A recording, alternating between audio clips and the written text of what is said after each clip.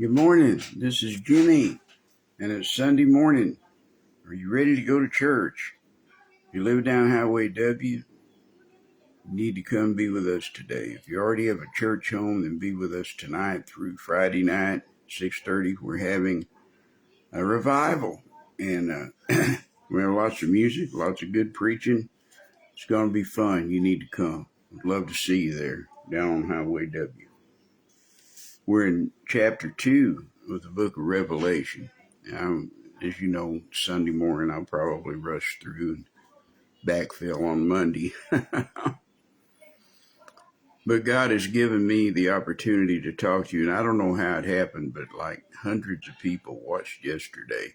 I usually have about 300 people who watch, but it was well over triple that yesterday. And I'm not promoting it or anything. And it might just be a mistake. Maybe the little deal, whatever it is that they have, the computer that counts how many people watch. Maybe it was wacko yesterday. Who knows? I don't know. But if it's true, I'm very grateful that many more people got to hear the gospel and got to hear clear teaching about the book of Revelation. Now, am I patting myself on the back? No. It's just that I have received clear teaching on the book of Revelation, so I'm able to also offer clear teaching on the book of Revelation. See, once you have it in your head, and once you realize that everything is literal except for things that are intentionally poetic and figurative, you can read everything in the Bible in the literal, historical, grammatical context in which it was written. And that's exactly what we're doing. That's what we're going to keep doing through every book until Jesus comes back. Revelation chapter 2 will start with the church at Sardis. We got just the first couple of verses yesterday. It says, to the angel, verse 9, to the angel of the church at Sardis. I'm sorry, my glasses are wonky. Sardis is the fifth church, not the second church.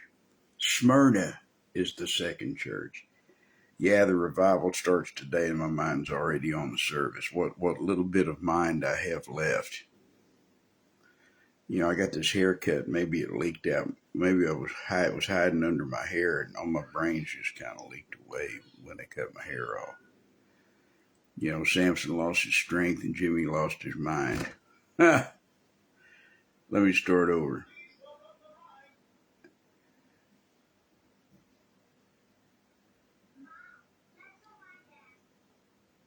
The church at Smyrna, we went through yesterday.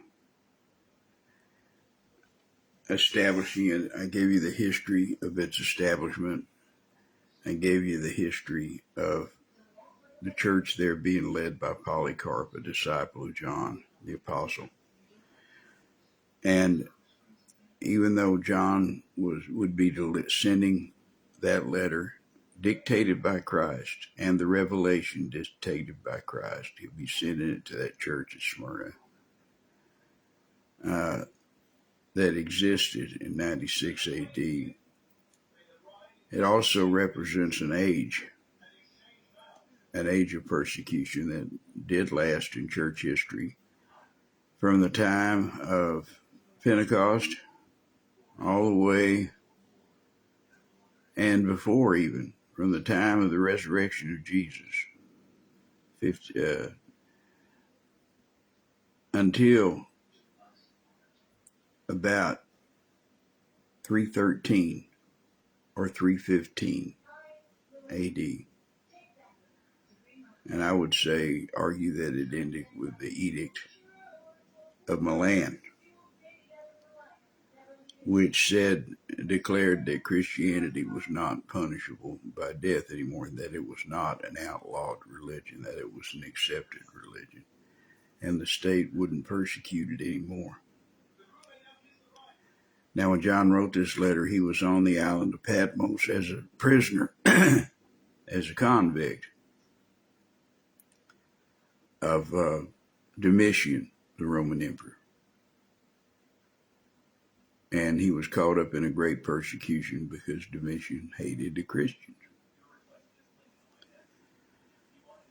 So let's back up a little bit to the beginning of the church at Smyrna. I'm not going to back all the way up to the first of the chapter because we spent days there. We'll go ahead and go on. It's not as important here in Revelation because we can deal with events as they happen.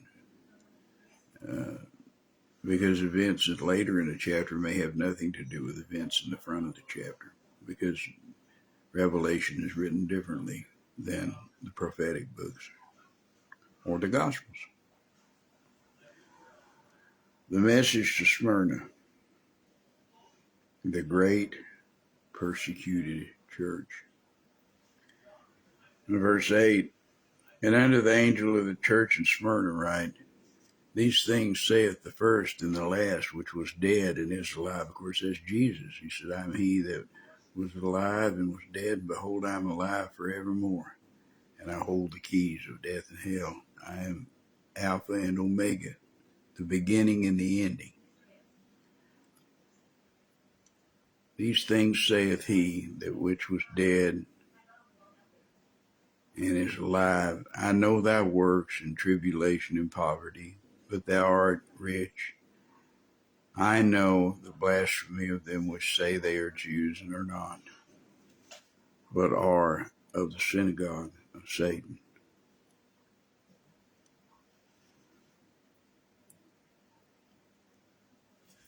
They are of the synagogue of Satan.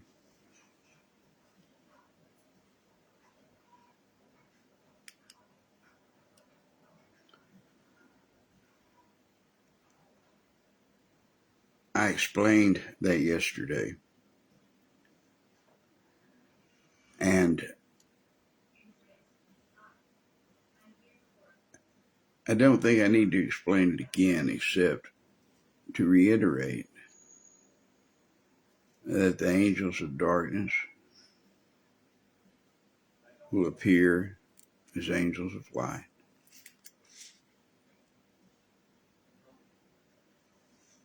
And that Jesus said that there comes a time when them that killeth you will think that they do God's service.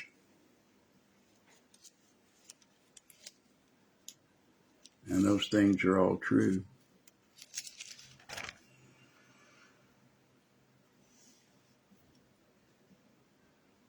Paul writes about them. Beginning of verse 12 of chapter 11 of 2 Corinthians. Yes, my eyes are wonky. Oh, were it not so. Oh, how I wish I could see and fly with the eagles. I guess I'm overdoing it a little bit here. I just love this old Bible, and I don't get lost in it, but if I can't see the words, it doesn't help me much. But I think I can do most of this by memory. Just bear with me. Beginning in verse 12 of chapter 11 of 1 Corinthians, Paul is writing to the church at Corinth. And he's talking about false prophets, false teachers, Judaizers. There were Jews that had turned to Christ that followed Paul everywhere he went and told people they had to keep the law, and they had to be circumcised, they had to keep all the dietary restrictions of the Levitical dietary laws. When James had plainly told them at the Council of Jerusalem, over a year, 2 years maybe, how long was it? Was the Council of Jerusalem in 55? When was it? Help me remember.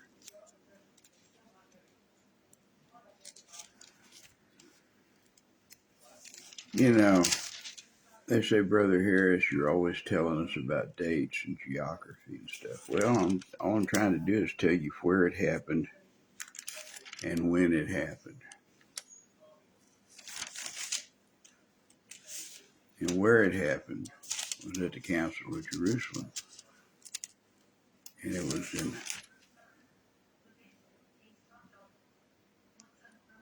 It was in 52.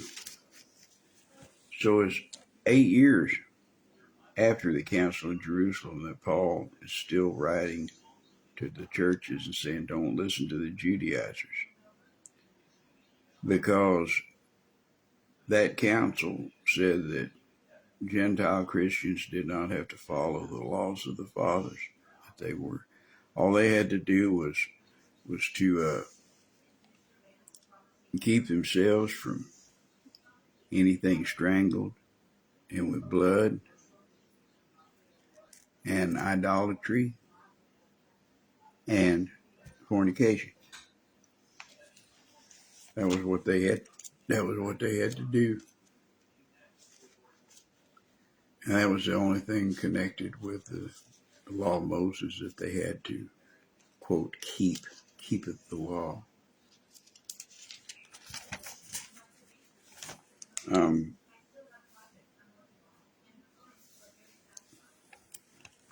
They had testimony, and James's answer on that was in chapter 15 of Acts.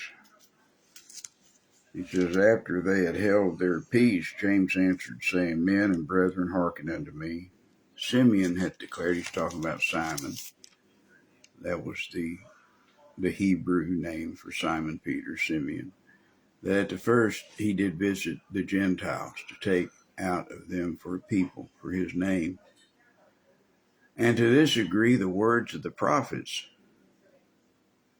as it is written, after this I will return and will build again the tabernacle of David, which is fallen down. Oh, good morning, Chris. Yes, this is the first day of the revival, and this is the day that the Lord hath made. And I will build again the ruins thereof, and I will set it up.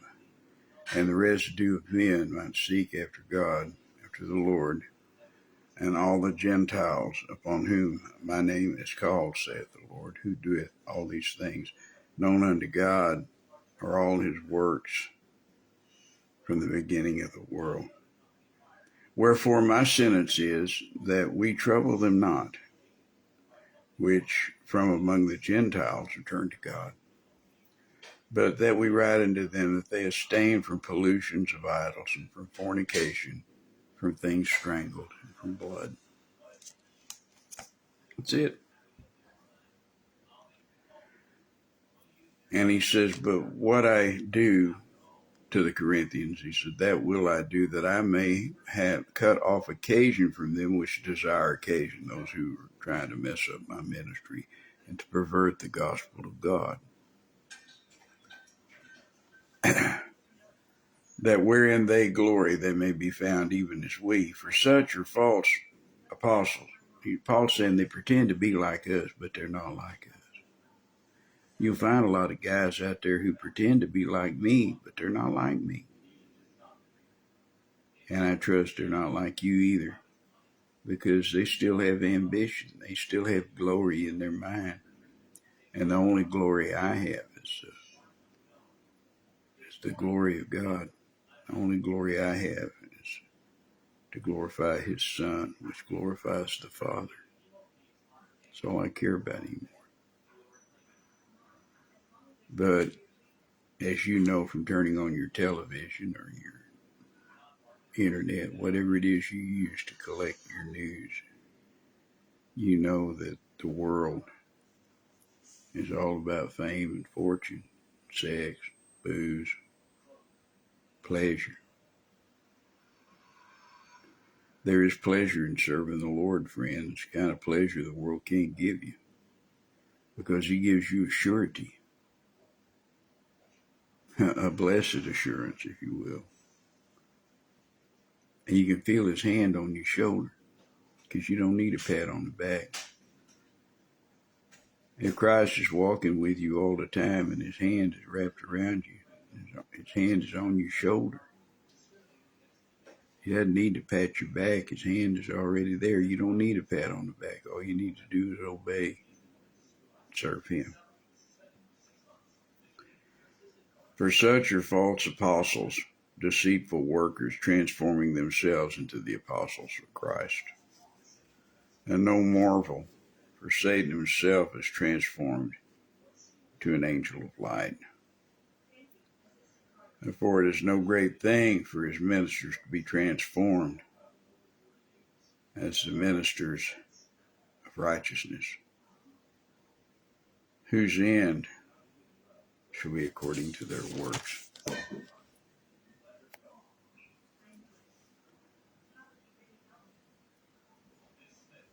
They say they're Jews, but they're not. They say they're apostles of Christ, but they're not. They say they're Christians, but they're not. They say they love you, but they don't. They say they glorify God, but they glorify themselves and get you in trouble while doing it. They're still here with us, friends. You got to stay away from them. And unto the angel of the church of Smyrna write, these things saith the first and the last, which was dead and is alive. I know thy works, and tribulation, and poverty, but thou art rich. And I know the blasphemy of them which say they are Jews and are not, but are the synagogue of Satan. Remember, the ruling class of the Jews in Smyrna and in the other male towns on that mail route, all 7 churches: Ephesus, Smyrna, Pergamos, Thyatira, Sardis, Laodicea. Sardis, Philadelphia, Laodicea, the mail route.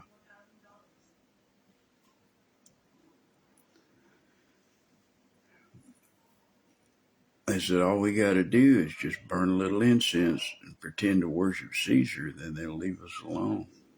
And many did, especially among the ruling class of the Jews, to keep peace with the Romans, keep peace in their homes, keep their business going, keep the money coming in.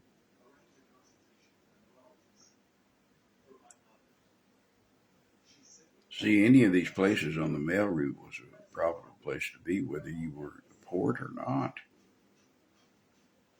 Officially, Ephesus was the only port. It's like 8 miles, I think, from the coast to Smyrna. Although they did have a little inlet and they had shipping that, they brought things by bearers and by wagon from an inlet there. But, that way they didn't have to pay for trucking it all the way up from Ephesus. But all of these places were on the mail route, you see. So they were all in trade and in business.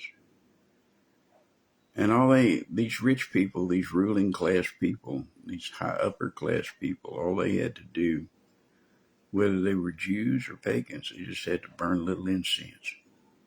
Go, hail Caesar. Or say, Caesar is God. Caesar is Lord.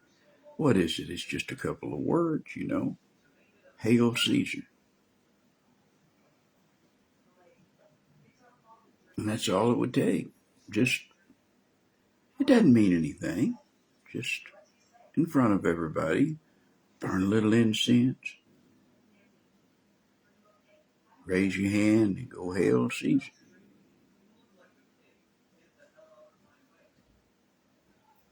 But this is what John says to those people that tried to get along by worshiping another god. I know the blasphemy of them which say they are Jews and are not, but are of the synagogue of Satan. That's who he's talking about. Not Jews in the aggregate, but rich Jews in the ruling class who were afraid to lose their place and their fortune, just like it was in Jerusalem during the time of Jesus. It said that many of the priests and the scribes believed on Jesus, but not publicly because they feared being thrown out of the synagogue.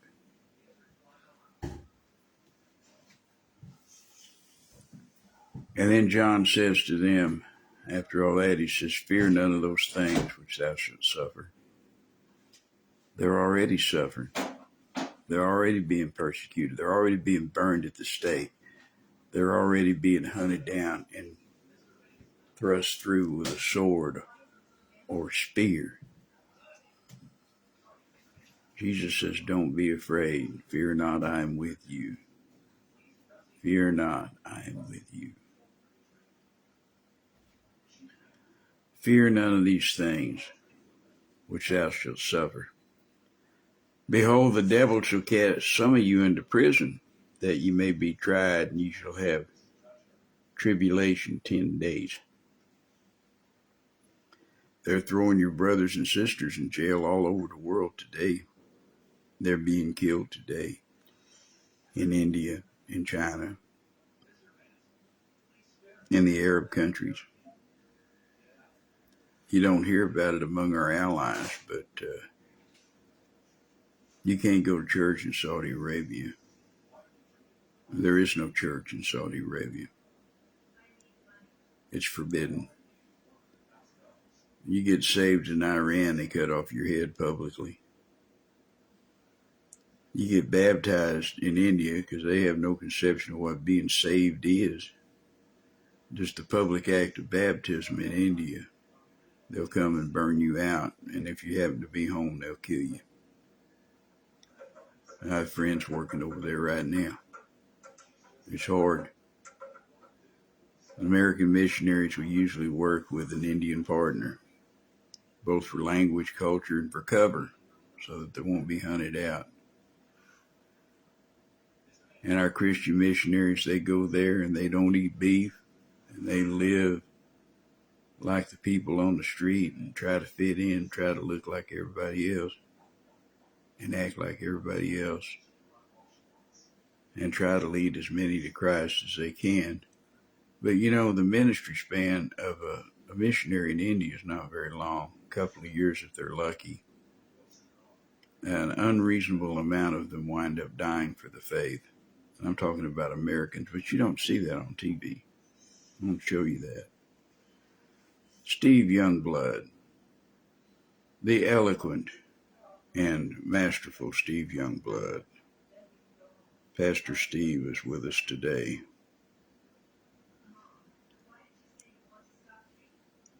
Fear none of those things which thou shalt suffer.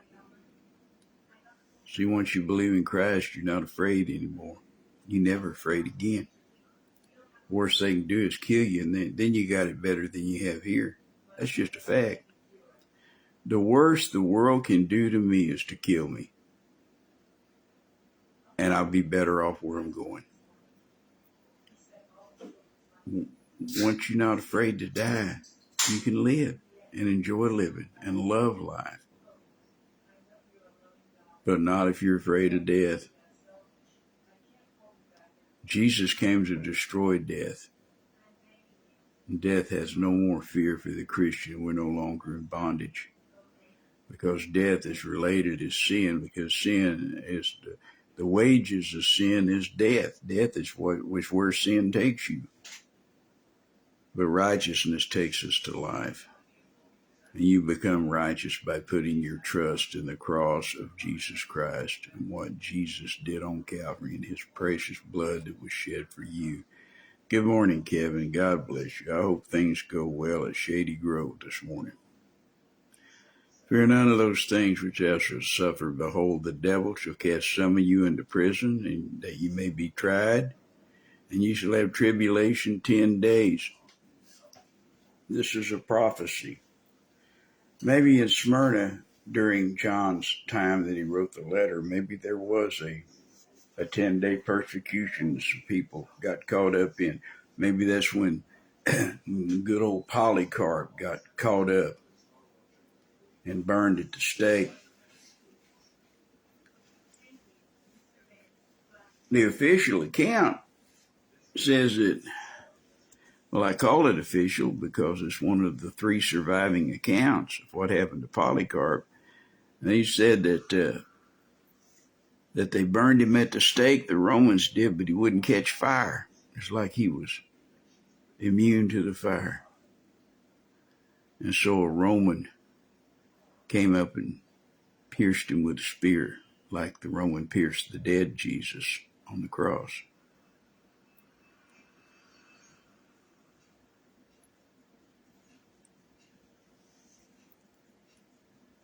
he said 86 years have I served him. He's never done me any wrong. I'm not going to deny him now. We went through that yesterday. Good old Polycarp. But it's prophetic because beginning with Domitian, there were other persecutions before John wrote this, of course. A great persecution of the Jews, just any Jew, not necessarily Christians under Claudius. Then under his crazy nephew and adoptive son Nero, there was a great persecution. But then there were persecutions, but 25 years later, when John wrote, and he was on the island of Patmos, he was caught up in the persecution of Domitian. And then there were 10 major persecutions from the day that John wrote his letter, where they were in the first of those 10, up until the time that Constantine became emperor of Rome. He became Pontifex Maximus, the High Gyresticutus, the illustrious potentate of Rome. He became the Emperor Caesar Constantine. And he lifted the ban on Christianity. He not only made it legal for them to function, he made it illegal to persecute Christians. And that was the end of the 10 periods of tribulation that lasted roughly from 93 AD, before John was cast into prison, unto the Edict of Milan in 313, when after Constantine became emperor. So this is a specific prophecy for a specific time, for that specific church. And it also applied to all the churches, because they were all being persecuted in one way or the other at that time during that persecution. But these describe church history. John didn't know it when he wrote it down. Jesus knew it, and we can know it now just by looking back, because the parallels are striking and remarkable. Each of these churches, the traits and characteristics of any of them and all of them can be found right now in your local church or in some church near you. They all have these characteristics to one degree or another. There are people in them who exhibit them. But it also describes specific periods that would take place in history. And the more you read through chapters 2 and 3, the more you understand this. Because I can't believe that the match with church history could be so coherent and it not be intended as a prophecy. Never forget what we learned in Revelation chapter 19, verse 10. Jesus is the spirit of prophecy. There's no prophecy without Jesus. We don't understand Jesus without prophecy. Jesus and prophecy are inextricably intertwined. They can't be pulled apart. Jesus is the very spirit of prophecy. It's the word of God that gave every prophecy, and that made every prophecy sure, and made certain that every prophecy would be fulfilled. Because the spirit of Jesus is prophecy. He gave the prophecy. He guarantees the prophecy. And so much of the prophecy he fulfills himself.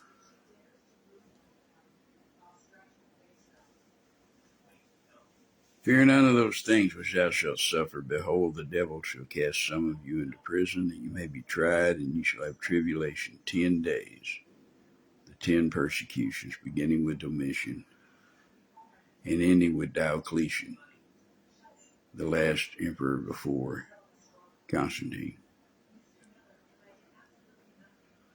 Ye shall have tribulation 10 days. And Jesus says, be thou faithful unto death.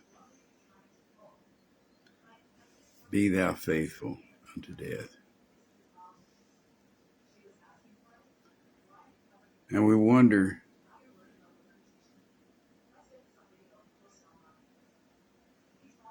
what this means. Is it just a pat on the head and tell you I love you? And when you go to die, put on a good show, show well, as the British would say, don't let them see you, crying. Chin up, stiff upper lip, take it like a man. Good show. That's not what he's talking about. Being faithful unto death means a lot more than that. Let's look at Colossians. See you at Victory, Chris. We're fixing to head out in a little bit.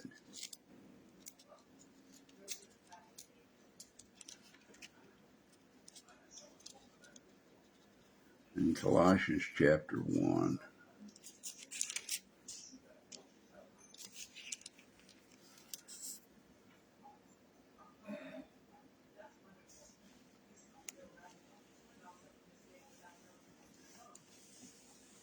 See, it's Jesus' death on the cross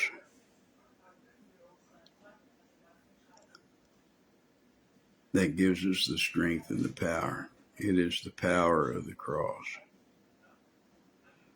Everything is wrapped up in it. Verse 19 of Colossians chapter 1, for it pleased the Father that in Jesus should all fullness dwell, and having made peace through the blood of his cross, by him to reconcile all things unto himself. By him I say, whether they be things in earth or things in heaven. And you that were sometimes alienated and enemies in your mind by wicked works, yet now hath he reconciled in the body of his flesh through death, to present you holy and unblameable and unreprovable in his sight, if ye continue in the faith, grounded and settled, and be not moved away from the hope of the gospel, which ye have heard, which was preached to every creature which is under heaven, whereof I, Paul, am made a minister, who now rejoice in my sufferings for you, and fill up that which is behind of the afflictions of Christ in my flesh for his body's sake, which is the church,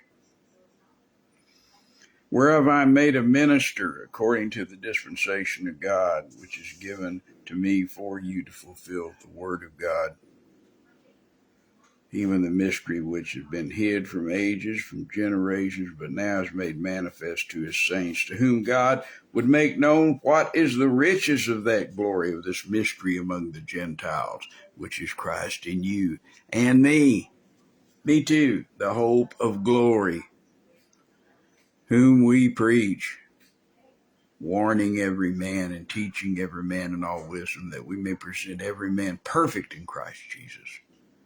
Wherefore I also labor, striving according to his working, which worketh in me all mightily. Back to verse 10, Revelation 2. Be thou faithful unto death. Be thou faithful unto death.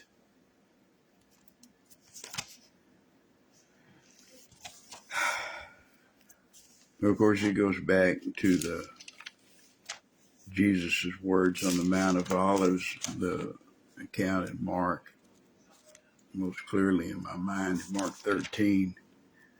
The reason I can remember it is one of those doubles, like I always remember to turn for the Lord's Supper to Matthew 26:26. And when Christ says, who do you think I am? Matthew 16:16. Well, Mark 13:13 is a go-to also. Remember, and ye shall be hated of all men for my name's sake, but he that shall endure to the end, the same shall be saved. It is not an easy profession that we make. It is a commitment to the eternal. I like the way the Book of Common Prayer puts it, these phrases, from the Anglican Church, the Church of England in the United States is the Episcopal Church, but where it says, I believe in life eternal, in the life eternal. I believe in the life eternal. I believe in the resurrection. I believe in the crown of life and the glory that shall be hereafter. See, that's our hope. That's what we have. Being faithful even unto death. Some of us will be killed. Many of us were killed at Smyrna.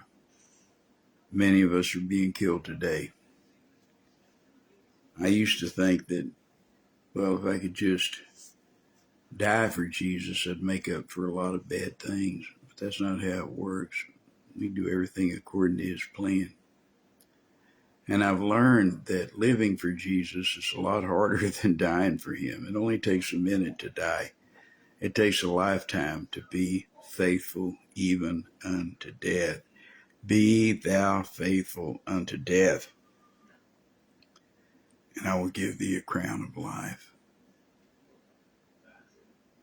The martyr's crown.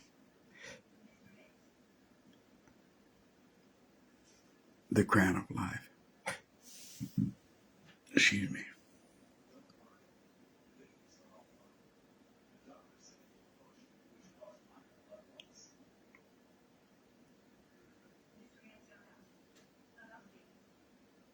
The most unworthy sinner on the face of the earth, saved by the blood of Jesus Christ, may have rewards in heaven that would bring joy unspeakable, as Peter wrote, and full of glory.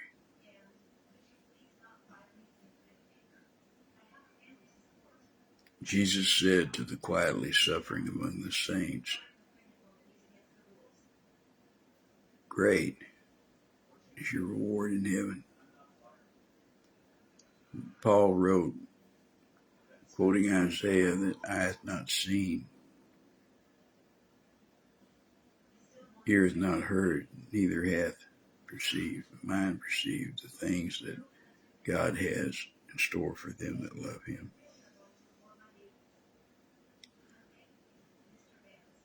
Be thou faithful unto death, and I will give thee a crown of life. Well, among many, Polycarp was faithful unto death. I believe in heaven at the judgment seat of Christ, he will receive the crown of life.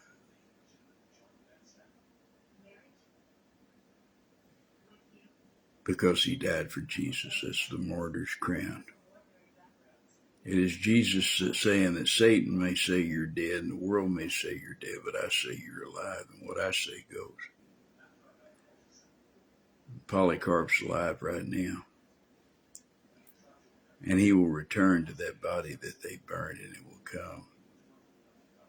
It will rise from the ground again. Well, that's crazy. He was nothing but ashes. Oh, really? The God who made everything there is out of nothing can find those ashes and put them back into Polycarp. And can do it before you can bat an eye. He's that powerful. And believe me, he knows where every molecule is of what once was the body of Polycarp. He that hath an ear, let him hear what the Spirit saith unto the churches. He that overcometh shall not be hurt of the second death. What is the second death? That's hell. No Christian will suffer the second death. All Christians will be in the first resurrection.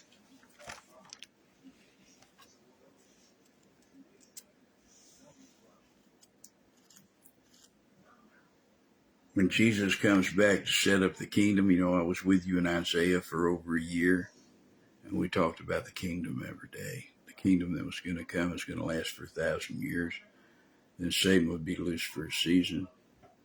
Then Satan would be pitched into the lake of fire where the beast and the false prophet are, and then God would empty all the graves and resurrect everybody else and condemn them to hell, the lake of fire, because they refused Christ.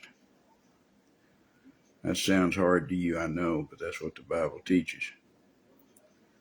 It says, but the rest of the dead live not again until the 1,000 years were finished. This is the first resurrection. This is Revelation 25:6. Blessed and holy is he that hath part in the first resurrection. On such the second death hath no power, for they shall be priests of God and of Christ, and shall reign with him 1,000 years. The second death. This is the second death after the devil is already thrown into the lake of fire, where the beast and the false prophet are, where they shall be tormented day and night forever and ever.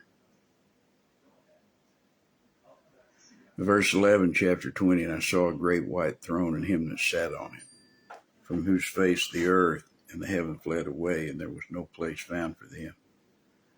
And I saw the dead, small and great, stand before God, and the books were opened, and another book was opened, which is the book of life. And the dead were judged out of those things which were written in the books, according to their works. The sea gave up the dead which were in it, and death and hell delivered up the dead which were in them. And they were judged every man according to their works, and death and hell were cast into the lake of fire. This is the second death. And what else is the second death? Verse 15. And whosoever was not found written in the book of life was cast into the lake of fire. Jesus said, he that overcometh shall not be hurt of the second death. God bless you all. I got to go to work. We got revival meetings today.